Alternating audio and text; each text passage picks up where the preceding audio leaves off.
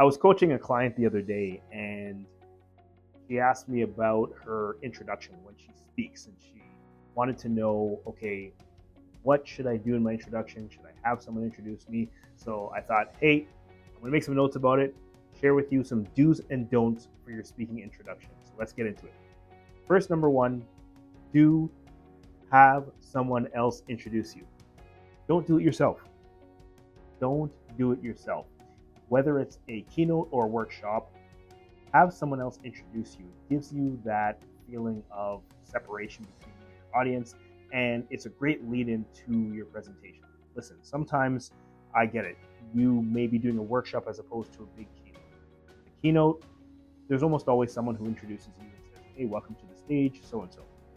For a workshop, you may be in a breakout session at a conference, and you may not necessarily have someone saying a formal introduction, but still have something printed and have someone read it for you. Even if it's someone you task in your audience, you give them a gift card and say, hey, listen, can you read this and introduce me before I begin?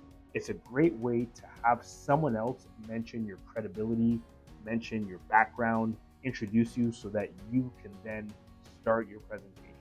It adds that much more professionalism to the event and to your particular part of the event if you have someone else introduce you. Number two, have 2 to 3 relevant pieces of information in your introduction. The don't here is don't tell them everything you've ever done. You don't want to tell them every single thing that is on your list of accomplishments, all the degrees, all the things you've done. 2 to 3 relevant. And I highlight relevant things about you.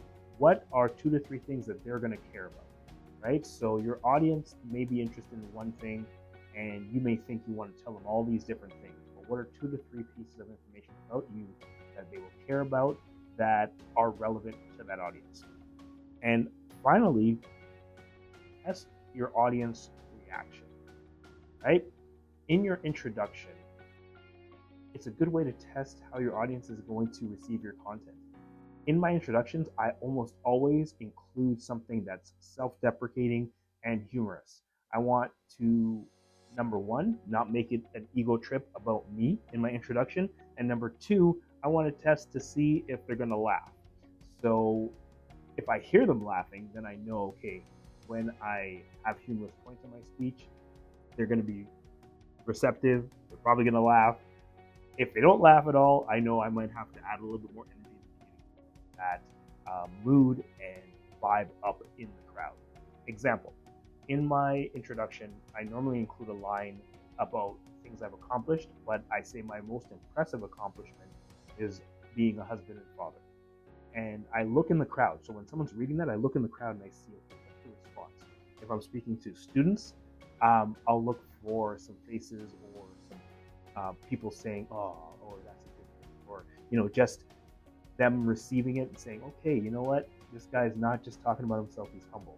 You can see that, you can hear that in a crowd, and sometimes people will laugh. And so that way I can kind of test the energy with my introduction before I even say my first thing.